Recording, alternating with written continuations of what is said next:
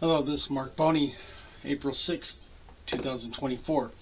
We are discussing the Taurus 856 revolver twist rate and some malfunctions and what can happen if some malfunctions happen.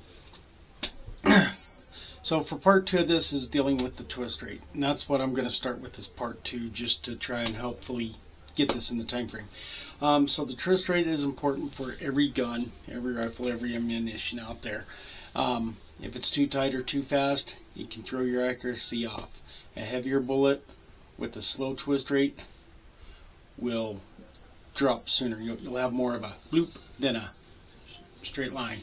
And with a twist rate too fast for a light bullet, again, it'll throw your accuracy off.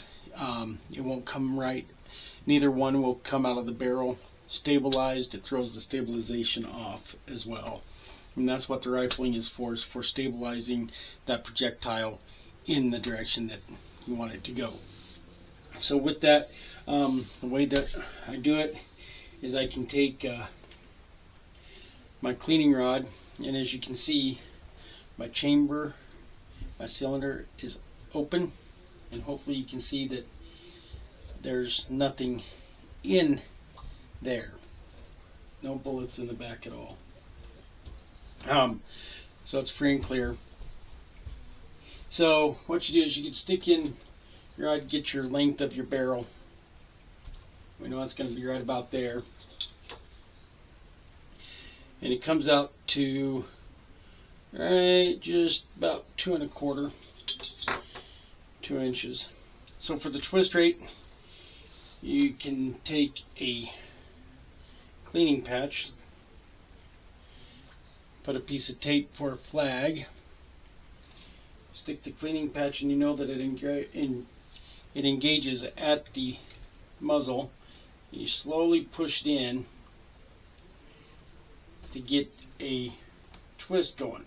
You want this to twist at about 1/8 of a turn. Alright, take it out, and I had it marked.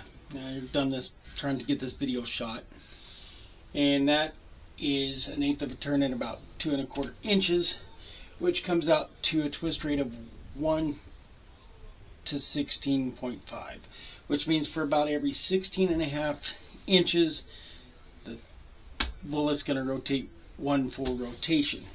And according to the Taurus website, on the 856 model, that is the specs for that pistol. So we know for this pistol, a 1 to 16, 1 to 16.5 is in specs.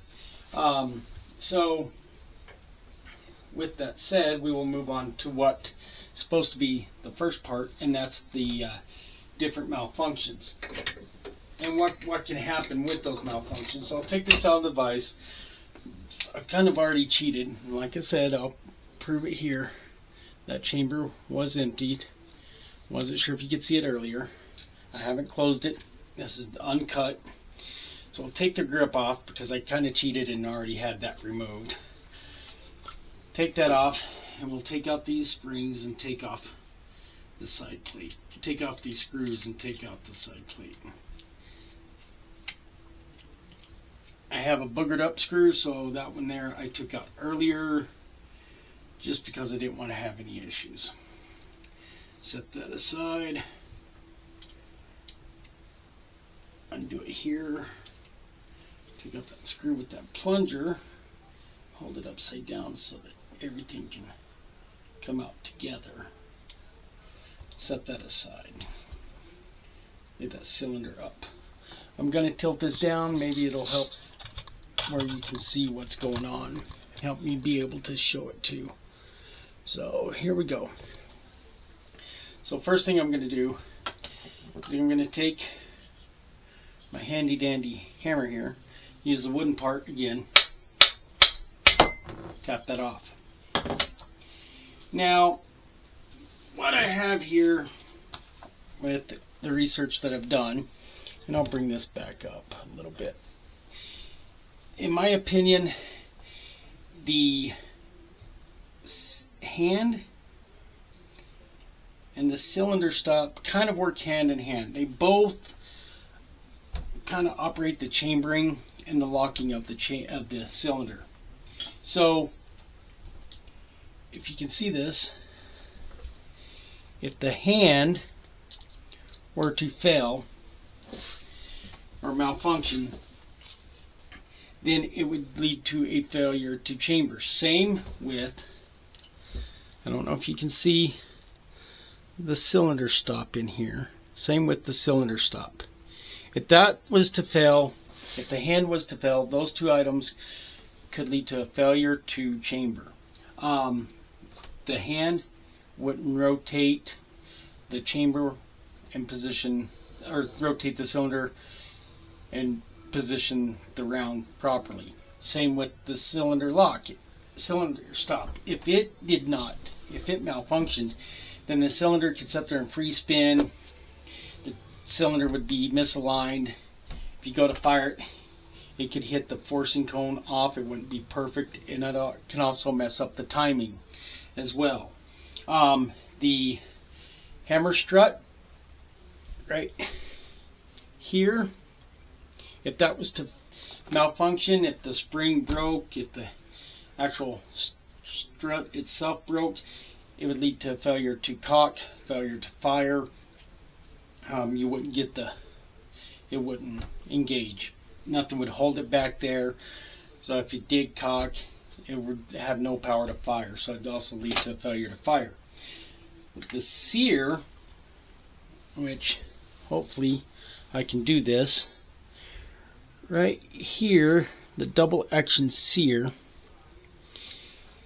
if that malfunctions, then that can lead to failure to cock properly, which could cause accidental firing.